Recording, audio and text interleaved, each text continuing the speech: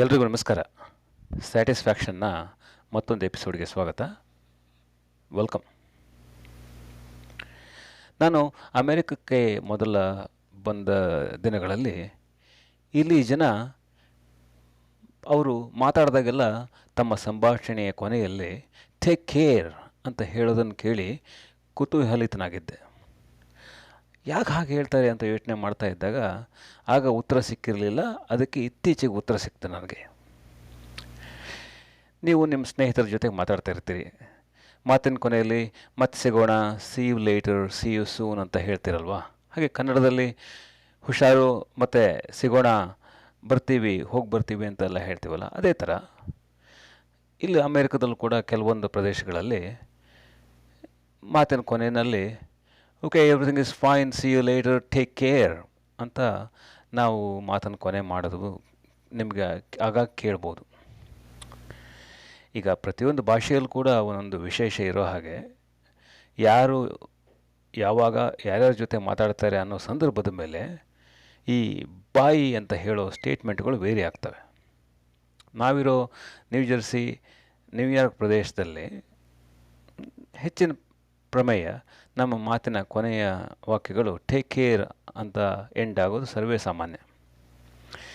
Okay, see you later, take care, have fun ಅಂತ ನಾವು ಎಷ್ಟೋ ಸರ್ತಿ ಹೇಳ್ತೀವಿ ಕಾನ್ವರ್ಸೇಷನ್ ಕೊನೆಯಲ್ಲಿ. ಈ ಟೇಕ್ ಕೇರ್ ಅನ್ನೋದನ್ನು ವಿಶ್ಲೇಷಣೆ ಮಾಡಿದಾಗ ಯಾಕೆ ಅಮೇರಿಕನ್ಸ್ ಟೇಕ್ ಕೇರ್ ಹೇಳ್ತಾರೆ ಅಂತ ಇವತ್ತು ಯೋಚನೆ ಮಾಡ್ತಾ ಇದ್ದಾಗ ಅದಕ್ಕೊಂದು ಉತ್ತರ ಸಿಕ್ತು. ಏನಪ್ಪ ಅಂತಂದರೆ,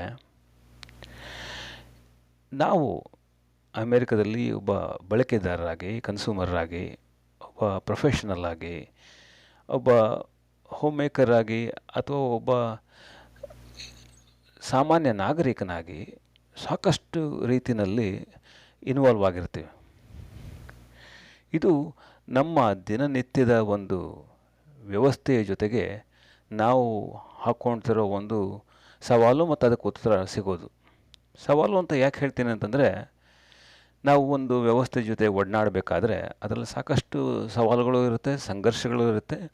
ಅದ್ರ ಜೊತೆಯಲ್ಲಿ ನಮ್ಮ ಒಡನಾಟದಲ್ಲಿ ಒಂದಷ್ಟು ವ್ಯವಹಾರಗಳು ಇರುತ್ತೆ.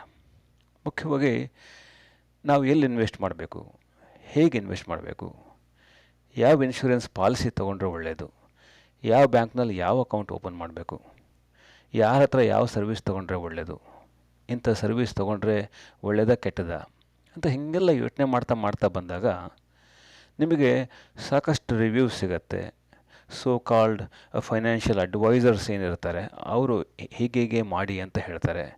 ಇಂಥದ್ದೇ ಲೈಫ್ ಇನ್ಶೂರೆನ್ಸ್ ಪಾಲಿಸಿ ತೊಗೊಳ್ಳಿ ಅಂತ ನಿಮಗೆ ಡೀಟೇಲ್ಸ್ ಕೊಡ್ತಾರೆ. ಆದರೆ ಇವರೆಲ್ಲದರ ಹಿಂದೆ ಇರೋದು ಯಾರ ಒಂದು ಇಂಟ್ರೆಸ್ಟ್, ಯಾರ ಮೇಲೆ ಕುರಿತು ಇವರು ತಮ್ಮ ಅನಿಸಿಕೆಯನ್ನು ಹೇಳ್ತಾರೆ. ಈ ಎಲ್ಲ ರೆಕಮೆಂಡೇಷನ್ಗಳ ಜೊತೆಗೆ ಅದರಲ್ಲಿ ಏನಾದರೂ ಅವ್ರದ್ದೇ ಒಂದು ಅನುಕೂಲ ಅಡಗಿದೆಯಾ, ಅಥವಾ ಅವರು ನಿಮ್ಮ ಪರವಾಗಿ ತಮ್ಮ ನಿಯಮಗಳನ್ನು, ನಿರ್ಣಯಗಳನ್ನು ಹೇಳ್ತಾರೆ. ಈಗ ಒಂದು ಉದಾಹರಣೆ ತಗೊಳ್ಳೋಣ. ನೀವೆಲ್ಲೋ ಮನೆ ಪರ್ಚೇಸ್ ಮಾಡಬೇಕು ಅಂತ ಇರ್ತೀರ. ನಿಮಗೆ ರಿಯಲ್ ಎಸ್ಟೇಟ್ ಏಜೆಂಟ್ಗಳು ಬಂದು ಬೇಕಾದಷ್ಟು ಮನೆಗಳನ್ನು ತೋರಿಸ್ತಾರೆ. ಕೊನೆಗೆ ಅವರು ಯಾವ ಮನೆಯನ್ನು ನಿಮಗೆ ರೆಕಮೆಂಡ್ ಮಾಡ್ತಾರೆ ಅದು ನಿಮ್ಮ ಅನುಕೂಲಕ್ಕೆ ತಕ್ಕಂತೆ ನಿಮ್ಮ ಕಷ್ಟ ನಷ್ಟಗಳನ್ನು ಅನುಭವಿಸಿ ನಿಮ್ಮ ಅಗತ್ಯ ಅನಗತ್ಯಗಳನ್ನು ಮನಸ್ಸಲ್ಲಿಟ್ಕೊಂಡು ಮಾಡಿರ್ತಾರೋ ಅಥವಾ ಅವರ ಅನುಕೂಲಗಳನ್ನು ಗಮನದಲ್ಲಿಟ್ಕೊಂಡು ಮಾಡಿರ್ತಾರೋ ಅಂತ ಯೋಚನೆ ಮಾಡಬೇಕಾಗತ್ತೆ. ಸಾಮಾನ್ಯವಾಗಿ ಹೆಚ್ಚು ಬೆಲೆ ಬಾಳೋ ಮನೆನ ಅವ್ರು ಸೇಲ್ ಮಾಡಿದ್ರೆ ಅದಕ್ಕೆ ತಕ್ಕಂತೆ ಹೆಚ್ಚು ಕಮಿಷನ್ ಬರೋದು ಸಾಮಾನ್ಯ. ಅದೇ ರೀತಿಯಲ್ಲಿ ಅವರಿಗೆ ಬೇರೆ ಬೇರೆ ಅನುಕೂಲಗಳು ಇರ್ಬೋದು. ಈಗ ನಿಮಗೆ ಯಾರೋ ಒಬ್ಬರು ಪ್ಲಂಬರನ್ನು ಅಥವಾ ಎಲೆಕ್ಟ್ರಿಷಿಯನ್ನ ರೆಕಮೆಂಡ್ ಮಾಡಿರೋ ರಿಯಲ್ ಎಸ್ಟೇಟ್ ಏಜೆಂಟ್ಗೆ ಒಳಗಡೆ ಕಿಕ್ ಬ್ಯಾಕ್ ಬರ್ಬೋದು. ಅದನ್ನೆಲ್ಲ ನಾವು ಯೋಚನೆ ಮಾಡಬೇಕಾಗತ್ತೆ. ಅವರು ನಿಜವಾಗ್ಲೂ ನ್ಯೂಟ್ರಲ್ ಆಗಿ ನಿಮಗೊಂದು ರೆಕಮೆಂಡೇಷನ್ ಕೊಡ್ತಾ ಇದ್ದಾರಾ, ಅಥವಾ ಅವರು ತಮ್ಮ ಸೆಲ್ಫ್ ಇಂಟ್ರೆಸ್ಟನ್ನು ಕಸ್ಟಮರ್ ಇಂಟ್ರೆಸ್ಟ್ಗಿಂತ ಮುಂಚೆ ಇಟ್ಟು ಅದರ ಮೇಲೆ ನಿರ್ಣಯಗಳನ್ನು ಹೇಳ್ತಾರಾ ಅಂತ. ಹಾಗೆಯೇ ಬೇಕಾದಷ್ಟು ರೀತಿ ಯೋಚನೆ ಮಾಡ್ಬೋದು. ನೀವು ಯಾವತ್ತಾದರೂ ಲೈಫ್ ಇನ್ಶೂರೆನ್ಸ್ ಪಾಲಿಸಿ ತೊಗೊಂಡಿದ್ರೆ ಅಥವಾ ಯಾವುದೇ ಒಂದು ಇನ್ಶೂರೆನ್ಸ್ ಪಾಲಿಸಿ ತೊಗೊಂಡಿದ್ರೂ ಕೂಡ ಅದನ್ನು ಮಾರೋ ನಿಮ್ಮ ಏಜೆಂಟ್ಗಳು ಮಾರಬೇಕಾದ್ರೆ ಎಷ್ಟು ಸೊಗಸಾಗಿ ಸಿಹಿಯಾಗಿ ನಿಮಗೆ ಮಾತಾಡಿಸ್ತಾರೆ, ನಿಮ್ಮನ್ನೆಲ್ಲ ನೋಡ್ಕೋತಾರೆ. ಒಂದು ಸರಿ ಪಾಲಿಸಿ ಮೇಲೆ ನೀವು ಸೈನ್ ಹಾಕಿದ್ಮೇಲೆ ಅವರೊಂದು ಕಡೆ, ನೀವೊಂದು ಕಡೆ. ನಿಮಗೇನೇ ಒಂದು ತದನಂತರದ ಒಂದು ಸರ್ವಿಸ್ ಬೇಕು, ಅನುಕೂಲ ಬೇಕು ಅಂದರೆ ಸಿಗ್ತಾರೆ ನಮಗೆ ಯಾರಾದರೂ? ಈ ಎಲ್ಲ ಒಂದು ನಿದರ್ಶನಗಳನ್ನು ಇಟ್ಕೊಂಡೇ ನಾನು ಈ ಟೇಕ್ ಕೇರ್ ಅನ್ನೋದ್ರ ಮೇಲೆ ಎಕ್ಸ್ಪ್ಯಾಂಡ್ ಮಾಡ್ತಾ ಇರೋದು. ಯಾಕೆ ಅಂತಂದರೆ, ನೀವು ಯಾವುದೇ ಟ್ರಾನ್ಸಾಕ್ಷನ್ ಮಾಡುವಾಗ, ಬ್ಯಾಂಕ್ ಇರ್ಬೋದು, ಇನ್ಶೂರೆನ್ಸ್ ಇರ್ಬೋದು, ಮೆಡಿಕಲ್ ಇರ್ಬೋದು, ಡೆಂಟಲ್ ಇರ್ಬೋದು, ನೀವು ನಿಮ್ಮ ಅಗತ್ಯಗಳನ್ನು, ನಿಮ್ಮ ಸಂಪನ್ಮೂಲಗಳನ್ನು ಆಧರಿಸಿ ನಿಮ್ಮ ಒಂದು ಅನುಕೂಲಗಳನ್ನು ನೋಡಿಕೊಂಡು ಆ ನಿರ್ಧಾರ ನೀವು ತಗೊಳ್ಬೇಕಾಗತ್ತೆ ಹೊರತು, ನೀವು ಈ ಸೋ ಕಾಲ್ಡ್ ಎಕ್ಸ್ಪರ್ಟ್ಸ್ ಅಂತ ಏನು ಹೇಳ್ತಾರೆ ಅವರೆಲ್ಲರ ಒಂದು ಮಾತನ್ನು ಅಭಿಪ್ರಾಯ ಅಂತ ಸ್ವೀಕರಿಸಬೇಕಾಗತ್ತೆ.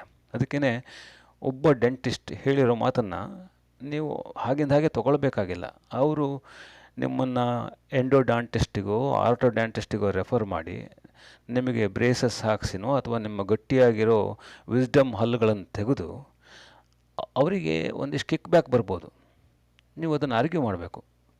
ಅವರು ನಿಮ್ಮ ಡೆಂಟಿಸ್ಟ್ ಯಾವಾಗ ಹೇಳ್ತಾರೆ ನಿಮ್ಮ ವಿಸ್ಡಮ್ ಹಲ್ಲುಗಳನ್ನು ತೆಗಿಯೋಣ, ಈ ರೀತಿ ರೆಕಮೆಂಡೇಷನ್ ಕೊಡ್ತೀನಿ ಅಂತ ಹೇಳಿದಾಗ ನೀವು ಅದ್ರ ಬಗ್ಗೆ ಕೇಳಬೇಕು. ಇದು ನಿಜವಾಗ್ಲೂ ಬೇಕಾ ನಮಗೆ? ಈಗ ಏನಾಗಿದೆ ಅದರಿಂದ ತೊಂದರೆ, ಕಿತ್ತ ಮೇಲೆ ಏನು ತೊಂದರೆ ಆಗುತ್ತೆ, ಅದಕ್ಕೆಲ್ಲ ಯಾರು ಹೊಣೆಗಾರರು ಅಂತ ಕೇಳಬೇಕು ನೀವು. ಆ ಒಂದು ನಿಟ್ಟಿನಲ್ಲಿ ನಾನು ಹೇಳ್ತಾ ಇರೋದು. ಯಾಕೆ ಅಂತಂದರೆ, ಅಮೇರಿಕನ್ಸು ನಮ್ಮ ನ್ಯೂ ಜೆರ್ಸಿ, ನ್ಯೂಯಾರ್ಕ್ ಏರಿಯಾದಲ್ಲಿ ಹೇಳಿದಾಗೆ ನಮ್ಮನ್ನು ನಾವು ನೋಡ್ಕೊಳ್ಳದೆ ಹೋದರೆ ಬೇರೆ ಯಾರೂ ನಮ್ಮನ್ನು ನೋಡ್ಕೊಳ್ಳಲ್ಲ. That's the reason why I say take care of yourself ಅನ್ನೋ ರೀತಿಯಲ್ಲಿ.